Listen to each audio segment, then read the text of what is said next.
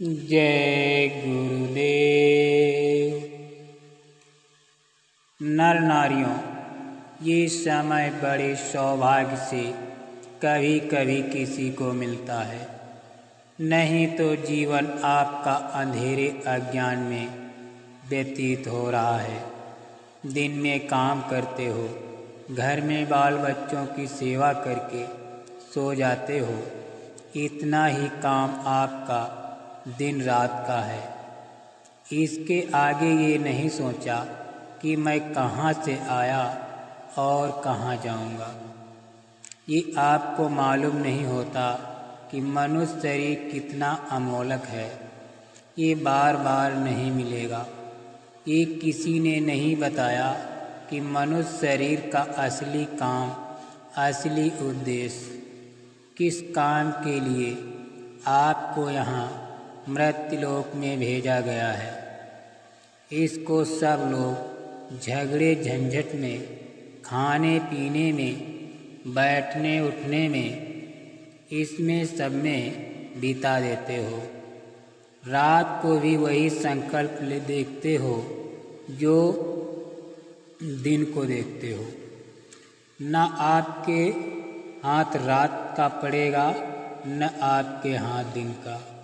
ये मनुष्य शरीर थोड़े दिन के लिए उस मालिक ने आपको दिया है और ये कहा है कि देखो, मेरा ये मनुष्य शरीर दिया हुआ है, तुम इसमें बैठकर जीवात्मा को भगवान के पास पहुंचा दो। हमारे मकान को गंदा मत करना। तुमको किराए पे देता हूँ, भाड़े पर, थोड़े दिन के लिए। समय पूरा होते ही मैं आऊँगा, तुमको मकान से बाहर निकाल कर मैं अपना मकान ले लूँगा। उसने ये कहा कि मेरे मकान में गंदगी जमा मत करना। तो आपने उसके अमोलक मकान को, जो आपको दिया गया है, उसमें कूड़ा कचरा, पाप और पुण्य, अच्छा और बुरा, इसमें भर दिया। जब सांसों की पूंजी खत्म हो रही है और सामने खड़ा होगा, मेरे मकान को खाली कर दो अभी, तब आप क्या करोगे? उसके सामने होश उड़ जाएंगे, आंखें बंद हो जाती हैं, कान बंद हो जाएंगे, जबान आपको भी बंद हो जाएगी, बुद्धि जो है पागल हो जाएगी। कहेगा निकलो मकान से। पहचानना भी बंद, सुनना भी बंद, बोलना भी बंद, समझना भी बंद, और मनुष्य रूपी इस किराए के मकान से जीवात्मा को निकाल करके बाहर करेगा। फिर तुमको ले जाएगा और वहाँ पर हिसाब करेगा कि तुमने कितना पाप किया और कितना पुण्य किया। उसी कर्म के आधार पर तुमको पशु में, पक्षी में, कीड़ों में ला करके बंद कर देगा। फिर ये मनुष्य शरीर आपको कभी नहीं मिलेगा। ये अमोलक उसने आपको निधि दी है। हमको ये चाहिए कि जीवात्मा बैठी है, उसको जगाया जाए। तो आप किसी से रास्ता पूछते नहीं हो, भाई किस रास्ते से भगवान देखा जाता है, किस रास्ते से मिल जाएगा? कोई रास्ता है? मनुष्य रूपी मंदिर में तो सबके पास भगवान के पास पहुँचने का रास्ता मनुष्य रूपी मंदिर में ही है, कहीं बाहर नहीं है कि तुम पूरब में, पश्चिम में जाओ, उत्तर में जाओ या दक्षिण में जाओ। मनुष्य मकान उसको पाने का, देखने का, दर्शन का, और जीव को यानी मतलब है कि पार करने का इसी से रास्ता है। तो तुम किसी जानकार के पास जाते, उससे पूछते कि भाई भगवान से मिलने का कोई रास्ता है क्या? तो वो बता देता आपको कि देखो ये रास्ता है, इससे चलो तो देवी और देवता और भगवान ब्रह्मा और विष्णु और ईश्वर सब मिल जाएंगे। तो आप तो दिन भर इस काम में लगे रहते हो। दिन गया धंधे में, रात गई सोने में, हीरा जन्म अनमोल है, कौड़ी बदले जाए। क्या आपने कर लिया मनुष्य शरीर पाकर? क्योंकि ये अमोलक मनुष्य शरीर है। सारे संसार की दौलत एक जगह रख दिया जाए और उसकी आरती की जाए कि हमको फिर से मनुष्य शरीर में खड़ा कर दे दो, जीवात्मा को वापस ले आओ, तो ये धन दौलत नहीं कुछ कर सकता। ऐसा आपको सबको अमोलक मनुष्य शरीर दिया गया है, चाहे किसी भी जात का हो, ब्राह्मण, क्षत्रिय, मुसलमान हो या ईसाई हो। भगवान को पाने का सबको अवसर दिया गया। आप कहोगे कि हमको भगवान के पाने का अवसर नहीं दिया, इससे बढ़ के और क्या मिलेगा? अब आपको इसी में बैठकर किसी महात्मा की खोज करना है जो भगवान को पा चुका। उसको अगर आपने पा लिया और उसके पास अगर पहुंच गए तो भगवान को पाने की आप में इच्छा जाग जाएगी। तो आप कहोगे कि मुझे रास्ता बताओ, तो रास्ता बता देगा। आप बैठकर मनुष्य रूपी मकान में फिर भजन करना। जब भजन करोगे तो तुम्हारी दिव्य ज्ञान चक्षु यानी तीसरा नेत्र खुलेगा। उस नेत्र से भगवान, देवी और देवता देखे जाते हैं। ये बाहर की जो चर्म आँखें हैं, जो शरीर की आँखें, ये देवी देवता स्वर्ग और वैकुंठ को नहीं देख सकती। तुम्हारी अंदर की आँख खुल जाएगी, वो उनको देखेगी और उनसे मिलेगी और भगवान को देखेगी। तब बेड़ा पार होगा, तब और भवसागर से उतरोगे, ऐसे नहीं। मेरी तरफ बड़ी ध्यान से देखो। ये दोनों आँखों के बीचों बीच में सब मनुष्यों में जीवात्मा बैठी हुई है। इधर देखो आप, ये दोनों आँखों के बीचों बीच में तो ये शरीर के नाक के ऊपर बैठी है। उधर में स्वर्ग का नाका, इधर में मनुष्य शरीर का नाका। तो जो आपको यहाँ बैठाया था और आपसे ये कहा था जिसको पकड़ कर आए उसको छोड़ना नहीं, तो आप सुख सुविधा में लग गए और ये संसार के ये काम ये करने लगे, ये देखने लगे, सुनने लगे और इन पदों को ये कहने लगे कि ये मेरा है, ये मेरा बच्चा है, ये कोठी मेरी है, ये पेड़ मेरा और ये मेरा मेरा। तो इस लोभ लालच में, मोह ममता में फंस गए। तो अंदर में मैल जमा हो गया। तो अंदर की जो तुम्हारी जीवात्मा की आँख थी, एक वो तो बंद हो गई। अब देखना बंद हो गया और सुनना बंद हो गया। तो दो आँखें तुम्हारे शरीर में और एक जीवात्मा में 3 आँख हो गई। 3 तुम किताबों में देखो, उसमें लिखा हुआ है कि महात्मा के पास जाओगे तब तीसरी आँख मिलेगी। और फिर बिन महात्मा के पास गए हुए तीसरी आँख नहीं मिलेगी। तीसरी आँख से स्वर्ग मिलेगा, वैकुंठ मिलेगा, ईश्वर का दर्शन होगा। इन 4 आँखों से ईश्वर देवी देवता को आप नहीं देख सकते हो। फिर उन्होंने कहा कि भाई देखो, ये जीवात्मा बैठी है, उसमें 1 कान, 1 नाक, 1 आँख और शरीर में 2 कान। तो बाहर के कान, बाहर की आँख, बाहर की आवाज़ सुन रहे हैं।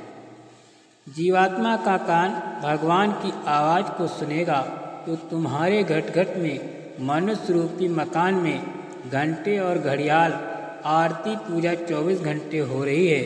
तुमने कभी अपनी जीवात्मा से उसको सुना है और देखा नहीं। सो रहे हो, ऐसे ही चले जाओगे।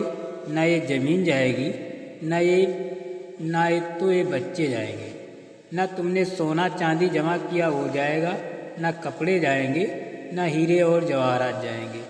ये कुछ भी नहीं, सब छोड़ के और तुमको यहाँ से निकाल कर इसी मकान को उठा करके वहाँ जंगल में ले जाकर शमशान में जला देंगे। क्या आपके साथ जाएगा? क्या लाए थे आप? कुछ नहीं, अकेले आए थे। जब जाने लगोगे तो अकेले जाओगे। लेकिन इस माया में, इसमें ऐसे जड़ माया में फंस गए हो कि तुमको अपना होश ही नहीं है कि मैं किस रास्ते से आया हूँ, कैसे वापस जाऊँगा। रास्ता भूल गए। अब महापुरुषों की ज़रूरत है, रास्ता बताएं। बिना उनके रास्ता बताए हुए जो जानता है वही मनुष्य रूपी मकान में बताएगा। और तुम्हारा ये जो दिल है, ये हृदय जो कूड़ा कचरा पाप और पुण्य का यहाँ भरा है, जीवात्मा ये शरीर ये नहीं, उसको महापुरुष साफ करेंगे। और फिर जब सफाई कर देंगे तो मन बुद्धि चित्त तुम्हारा निर्मल हो जाएगा। जो जीवात्मा जब साफ होगी तो आँख खुल जाएगी, कान भी खुल जाएंगे, सुनने भी लगोगे, देखने भी लगोगे। जब दिखाई देगा तो देवी देवता से मिलना भी, उनसे बात भी करना, और उसका रचने वाला है जो है, जिसने ये सब कुछ बनाया है, उस ईश्वर का भी साक्षात्कार होगा। लेकिन तुम्हारे मनुष्य रूपी मंदिर में ही उसका घाट है। उसके पास जाने का ये असली मंदिर है, ये मनुष्य मंदिर है। इसी को जिस्मानी मस्जिद कहते हैं, इसी बॉडी को कहते हैं चर्च। इसमें जीवात्मा बैठी हुई है। जीवात्मा चेतन है, शरीर जड़ है। इसमें आकर के फंस गई। अब इसको कैसे निकाला जाए, वो तो महात्मा जब युक्ति बताएंगे, रास्ता बताएंगे, तो धीरे से ये जीवात्मा मतलब जाग जाएगी और निकलकर बाहर, शरीर से बाहर खड़ी हो जाएगी। कैसे खड़ी होगी? जैसे मृत्यु के वक्त में जबरदस्ती निकाल कर बाहर कर दिया, शरीर ये पड़ा। ऐसे ही साधन भजन करने पर जीवात्मा अलग हो जाती है और शरीर ये पड़ा। ऐसे ही साधन भजन करने पर जीवात्मा अलग हो जाती है और शरीर में पड़ी वो अलग हो गई। तभी तो आप परमात्मा देख सकोगे। जीते जी सबने कहा कि मनुष्य रूपी मंदिर में जीवात्मा को घाट पर ला करके जगाओ तो दिव्य नेत्र ज्ञान चक्षु खुल जाए, तो जीते जी भगवान को पाओ।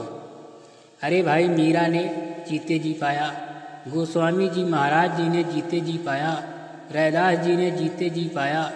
जब कलयुग में इन लोगों ने जीते जी, बहुत महापुरुषों ने और सिखों ने प्राप्त कर लिया, वैसे ही आप भी प्राप्त कर सकते हो। लेकिन कोई महापुरुष प्राप्त करने वाला मिलना चाहिए। वो नहीं मिलेगा तो जीवन अपना ऐसे ही चला जाएगा। ये जो आप कर्म करते हो, ये इंद्रियों का बाहर का कर्म है, जड़ है। तो जड़ कर्म में जड़ चीज़ें मिलेंगी। जड़ कर्म करोगे, इंद्रियां जड़ हैं, आँख भी जड़ है, कान भी जड़ है, मुख भी जड़ है, पैर भी जड़ है, ये सारा शरीर जड़ है। ये सब सामान जड़ है। और जो तुमने जड़ की पूजा, जड़ की प्रार्थना, जड़ का काम, और जड़ के कपड़े, और जड़ का जल, और जड़ की अग्नि, और जड़ की वायु, ये सब जड़ है, तो आप इसमें फंस जाओगे। तो आपको जड़ चीज़ मिल जाएगी। और इस जीवात्मा को जब जगा लोगे मनुष्य रूपी मंदिर में, तो फिर आपको चेतन से चेतन मिल जाएगा। जीवात्मा चेतन है, चेतन से भजन करोगे तो चेतन मिल जाएगा। ये शरीर जड़ है, जड़, और ये साधन सामान जड़ है। जो लोग उलझ गए हो, फंस गए, ये पूजा तो सच्ची है। आत्मा पूजा, परमात्मा पूजा में आत्मा की देव पूजा और को तो आप नहीं कर पाते हो।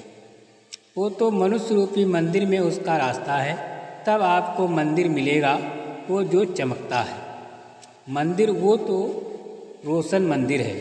वहाँ तो अंधेरा होगा नहीं, वहाँ तो बिजली जलती नहीं, सूरज निकलता नहीं, वहाँ रात्रि होती ही नहीं है। इस तरह के पाप और पुण्य नहीं। ऐसे मंदिर में पहुंचकर अपनी जीवात्मा से मनुष्य रूपी मंदिर में उसकी पूजा करो, सच्ची चेतन पूजा करो, और जो कल्याण हो जाए, सदा के लिए ये मुक्ति हो जाए, छुटकारा पा जाए। और तुम सच्ची पूजा नहीं करोगे तो इसमें फंस जाओगे, तो आपको क्या मिलने वाला? अरे पाप और पुण्य का फल पा जाओगे। अब तो पुण्य करते ही नहीं हो, पाप ही पाप दिन और रात करते हो, तो बताओ कैसे तुमको ये मनुष्य शरीर मिलेगा और कैसे भगवान मिलेगा? उसने तो कहा मन और बुद्धि और चित्त हैं, ये निर्मल हैं, अंतःकरण निर्मल जिसका हो जाएगा वो मुझको प्राप्त कर लेगा। तो आपने मन बुद्धि चित्त अंतःकरण निर्मल नहीं किया, तो काम क्रोध लोभ मोह अहंकार में फंसे रह गए। इसमें इस गंदगी को अपने ऊपर लादते रहे, पहाड़ों की तरह से लाद लिया तो इसको उतारेगा कौन? ये सारा जीवन आपका व्यर्थ जा रहा है। जीवन शरीर फिर नहीं मिलेगा। 4 योनि बनाई हैं, मनुष्य योनि, पक्षी योनि, कीड़ा योनि और थल योनि। इसमें से निकाल कर उसमें बंद कर देगा, तो कभी कुत्ते की योनि में, कभी बिल्ली की योनि में, कभी चूहे की योनि में, कभी गाय की योनि में, कभी शेर की योनि में, कभी मछली की योनि में, और कभी कभार मगर की योनि में, कभी जीव जंतुओं की योनि में बंद कर देगा। और अपना कर्जा जो आपने लाद लिया उसके देश में वो लेना देना पड़ेगा। ये कर्जे का देश है बच्चा, ये देश अपने घर जाने का नहीं है। कर्जा लेवे और देवे, कर्जा तुम ले लोगे तो मैं ब्याज के तुमको चुकाना है, और आप चुका नहीं सकते तो कर्म कर्जा है। जो पाप पुण्य करते हो यहाँ पर देना है आपको, यहीं आपको जन्म लेना और यहीं मरना है। इससे छुटकारा जीव का नहीं हो सकता। और जब जब मनुष्य शरीर मिला तब तब आपने बर्बाद कर दिया। आप अब की मिला उसको ऐसे ही गंवा देते हो, ये फिर शरीर नहीं मिलेगा। अब की बार हाथ से निकल गया फिर से गंवा दोगे। आपको ये बच्चे, आपको ये सब कुछ देखने को नहीं मिलेगा। वो दूसरी योनि के कहीं जंगल में बंद कर देगा। वहाँ लाखों करोड़ों वर्षों तक भटकते रहो, रोते चिल्लाते रहो, और फिर उस दुख दर्द में कौन सुनेगा? और नरकों में भेज दिया तो वहाँ कितने नाम के नरक हैं, उसमें सजाएं देगा, वहाँ से लौट के नहीं आ सकते। इस मनुष्य शरीर को सार्थक करो। किसी महात्मा की खोज करो, खोज करके उससे पूछो भगवान कैसे मिलने का कौन सा रास्ता है, तो वो जानता होगा रास्ता, तुमको मनुष्य शरीर में बताएगा। फिर घर में आके दिन में खेती करो, दुकान और दफ्तर का काम करो, शाम को बच्चों की सेवा करो, और 1 घंटा का समय निकालकर मनुष्य रूपी मंदिर में सच्चे भगवान का, अपनी जीवात्मा से भगवान का भजन करो, तब वो परमात्मा मिलेगा जीते जी। मरने के बाद बच्चा मिलने वाला नहीं है। तुम ये सोचते हो कि मेरे लोग पीछे के चले गए तो स्वर्ग चले गए, तो उनकी कोई चिट्ठी पत्री तुम्हारे पास आई है क्या कि मैं स्वर्ग में पहुंच गया हूं, और तुम यहाँ बैठे हुए हो स्वर्ग के दरवाजे पर, और तुमको भी पता नहीं कि स्वर्ग क्या चीज़ है।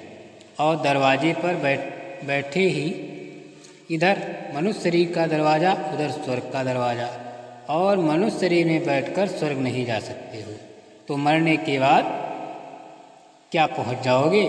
उनकी तो कोई चिट्ठी पत्री नहीं आई कि मैं यहाँ पहुँच गया हूँ और तुम भी चले आना।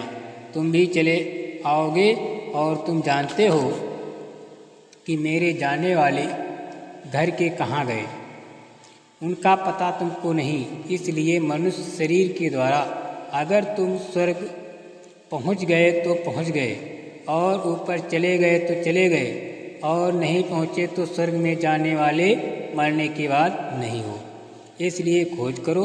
ये मनुष्य रूपी मंदिर है, ये असली मंदिर घंटे घड़ियाल 24 घंटे परमात्मा के बज रहे हैं, लेकिन तुम्हारी आँख नाक कान बंद हो जाएं तो बाहर से ना कुछ सुनाई देगा ना दिखाई देगा। इसी तरह से तुम्हारी अंदर की दिव्य आँख और दिव्य कान तुम्हारे बंद हो गए, दिखाई और सुनाई नहीं देता। तुम्हारे अंदर की दिव्य आँख कान खुल जाएं तो सुनाई और दिखाई देगा। मंदिर में सच्ची आरती करो तो खुश हो जाएगा, प्रसन्न हो जाएगा, तुम्हारा हो जाएगा, कल्याण हो जाएगा। पूजा करो प्रेम के साथ, पूजा कर लो देवता, लेकिन देवता से ये कहो कि मुझे सद्बुद्धि दो कि मनुष्य रूपी मकान में बैठकर मैं अपनी जीवात्मा को जगाऊं और दिव्य नेत्र खोलकर अपना सच्चा दर्शन करूं, आपका सच्चा दर्शन करूं। ये ठीक और ये मांगो कि कोई महात्मा जानने वाले मिल जाएं जो वहाँ तक पहुँचे और देवी देवताओं के पास और उस परमात्मा के पास, और वो हमको रास्ता बता दें और उनकी कृपा से और उनकी दया से रास्ता पा जाएं। हम आपके पास और भगवान के पास पहुँच जाएं। ये देवी देवता से, गंगा जमुना से प्रार्थना करना चाहिए और ये प्रार्थना करनी चाहिए कि ऐसी सद्बुद्धि दो, कोई पाप कर्म ना करें, कोई झूठ ना बोलें, कोई धोखा न दें, बेईमानी ना करें, जितना भी काम करें नेक काम करें, पुण्य का अच्छा काम करें, किसी को मारे नहीं, किसी को सताएं नहीं, ना किसी के घर में, किसी के खेत में ना चोरी करें, ना डाका डालें। ये सब देवी देवताओं से प्रार्थना आपको गंगा जमुना में स्नान करते समय करना चाहिए। जय गुरुदेव।